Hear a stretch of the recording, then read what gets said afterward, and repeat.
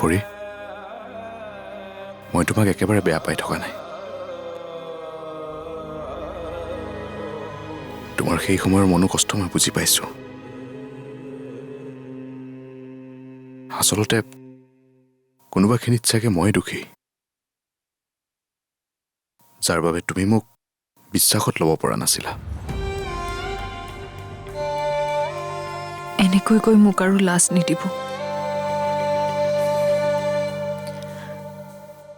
আপোনাৰ দৰে ইমান বহল অন্তৰৰ মানুহজন মই চিনিয়ে পোৱা নাছিলোঁ। আপুনি মোৰ ভাল চিন্তা কৰি সদায় মোক সুখী কৰিবলৈ যিমান পাৰে সিমান চেষ্টা কৰিছিলে।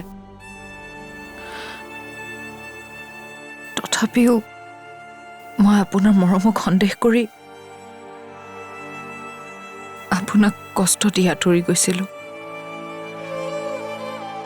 তাৰ পিছতো আপুনি মোক আজিও আগৰ দৰে ভাল পাই আছে। এয়া কেনেকে সম্ভৱ?